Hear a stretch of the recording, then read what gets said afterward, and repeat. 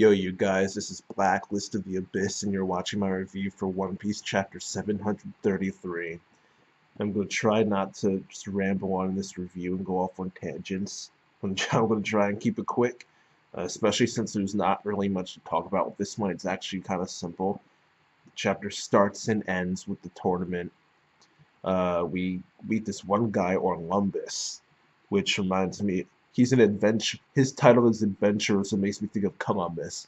But his title was Yanta Maria Grand Fleet Admiral, and there's no doubt in my mind that this guy is nowhere near the strength of an admiral. So I don't know what the Yanta Maria is, if that's a ship or if that's a country. Um, I don't know what maybe he works under one of the four emperors or something, and he's an admiral of their fleet. I don't know if they use titles like that. Probably not. But I don't know who this guy I don't know who this guy is. But the fact that he's calling himself a Grand Fleet Admiral means he at least he himself at least thinks he's pretty strong. Whether he is or not is a different story. But I just thought it was worth mentioning that he referred to himself as a Grand Fleet Admiral. But the meat of this chapter, like literally, like the middle, the middle part. Um, it's about Soul and Usopp and the Tontata tribe and all them, and we find out that Soul left the group to go shoot Doflamingo when the time comes. He wants to be prepared for that, so he left to go take care of that, and we see him going up the elevator. Well, I guess it's better to talk first about these fodder guys. Like I mentioned it last week, but these guys are legitimately under the opinion that the Toy House is being attacked by multiple Straw Hats, not just Frankie. So they're saying like, oh, the Straw Hats are up there. They are attacking. It's really just one guy. So they're sending all these guys up because apparently they get a reward.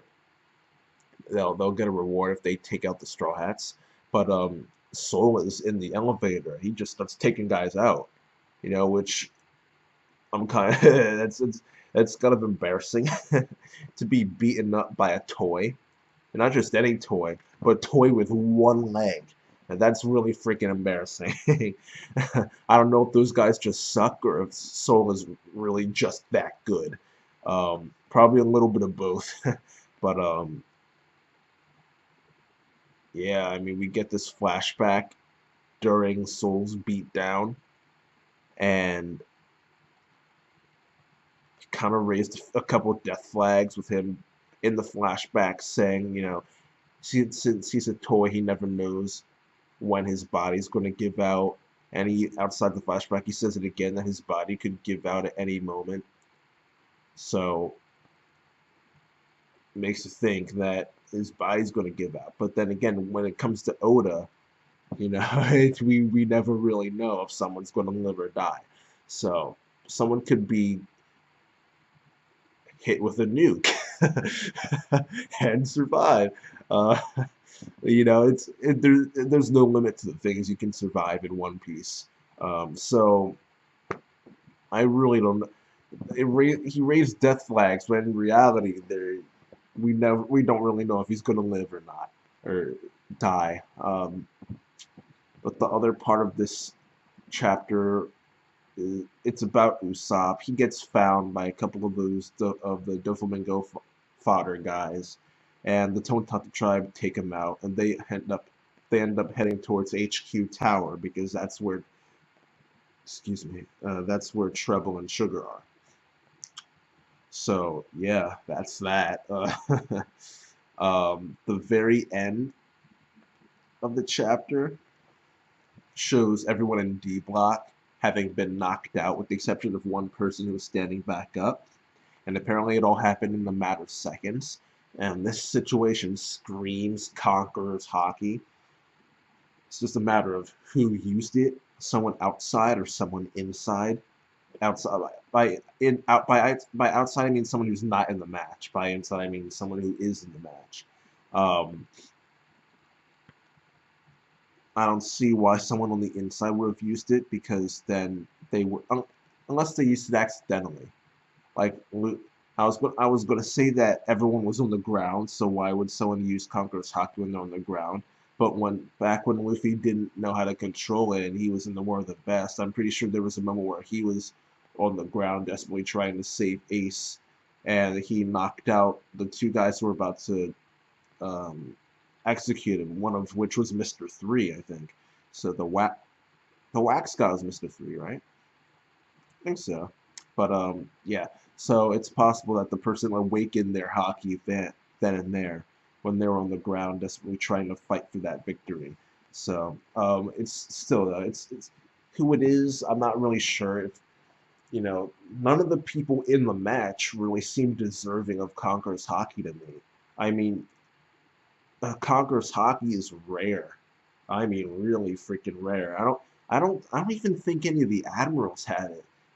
I don't think any of the admirals have it. I don't think any of the supernovas have it, except for Luffy. It's rare.